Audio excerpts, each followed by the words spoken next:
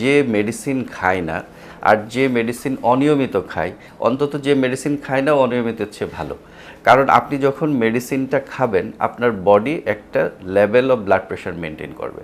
আপনি যখন হঠাৎ করে মেডিসিনটা বন্ধ করবেন তখন এটা শার্প রাইজ করবে, যেটা আপনার বডিতে অ্যাকিউট কমপ্লিকেশন তৈরি করতে পারে। যেমন হার্ট ফেল করে যেতে পারে, আপনার স্ট্রোক হয়ে যেতে পারে। প্রকারান্তরে যখন আপনি মেডিসিন খাচ্ছেন না, আপনার বডি কিন্তু চেষ্টা করবে একটা সার্টেন লেভেলে ব্লাড প্রেশারটাকে নিয়ন্ত্রণে রাখতে, এবং তার মধ্যে ফ্লাকচুয়েশনটা থাকবে না।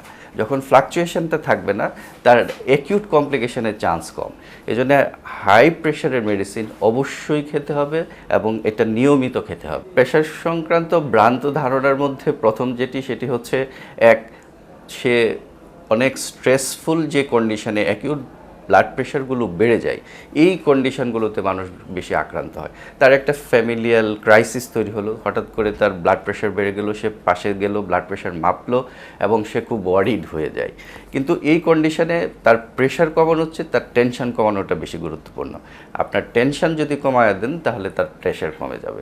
দুই হচ্ছে কিছু মেডিসিন সে গ্রহণ করে, যে মেডিসিনগুলো তার জন্যে প্রযোজ্য নয়। হয় সে নিজে সেটা গ্রহণ করে অথবা ফার্মেসির লোকের কথায় সে এটা গ্রহণ করে। থার্ড হচ্ছে কিছু জিনিস অলরেডি আপনি বললেন যে সে তেঁতুল খাচ্ছে, আচার খাচ্ছে, এই খাবারগুলো আসলে তার ব্লাড প্রেশার কমাবে না। এই ধারণাগুলো আমাদের মধ্যে বেশি প্রচলিত। আরেকটি বিষয় হচ্ছে সচেতনতার অভাব।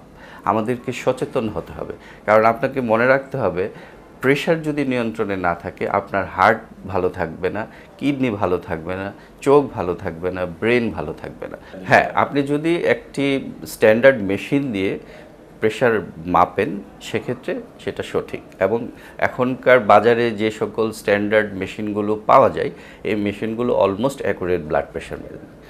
কিন্তু একটি জিনিস মনে রাখতে হবে, খুব ফ্রিকোয়েন্ট ব্লাড প্রেশার মেজার করার প্রয়োজন নেই।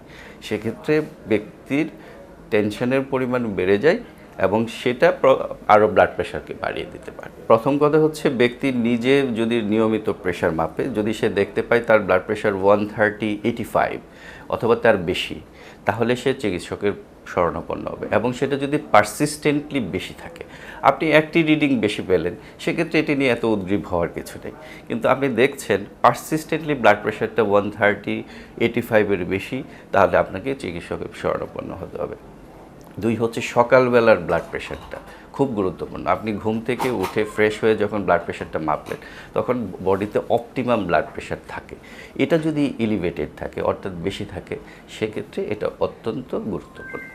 ফ্ল্যাকচুয়েশনটা একটা খুব কমন ফেনোমেনা আমরা হাইপার টেনশনের পেশেন্টদের ক্ষেত্রে পাই। এক্ষেত্রে অন্যতম কারণ থাকে যে ইনঅ্যাডিকুয়েট ডোজ অফ অ্যান্টিহাইপারটেনসিভ। দেখা গেল আপনার জন্য পরিমিত ডোজটুকু ঠিক করা হয়নি, এক। দুই হচ্ছে ইনঅ্যাডিকুয়েট টেকিং অফ মেডিসিনস। আপনি যে মেডিসিনটা খাচ্ছেন এটা সময় মতো হচ্ছে না। আপনি একটা নির্দিষ্ট সময়ে অ্যান্টিহাইপারটেনসিভটা খেতে হবে এবং এটা নিয়মিত খেয়ে যেতে হবে। অনেক ব্যক্তি দেখবেন মিস করে, মেডিসিন যখন মিস হয় তখন এই ধরনের ফ্লাকচুয়েশনটা হয়। থার্ড হচ্ছে পার্সোনালিটি, ইটস ভেরি ইম্পর্ট্যান্ট।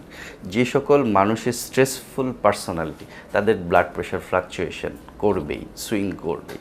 সেক্ষেত্রে শুধু মেডিসিন না, তাদের ক্ষেত্রে নন মেডিসিনাল যে রিমেডিগুলো রয়েছে, যেমন আপনি ইয়োগার কথাও বলতে পারেন, মেন্টাল স্ট্রেংথেনিং এক্সারসাইজ যেগুলো রয়েছে সেই রিমেডিগুলোর মাধ্যমেও কিন্তু ব্লাড প্রেশার ফ্লাকচুয়েশন আপনি কন্ট্রোল করতে পারেন। তো এই তিনটা বিষয় সবচেয়ে বেশি গুরুত্বপূর্ণ।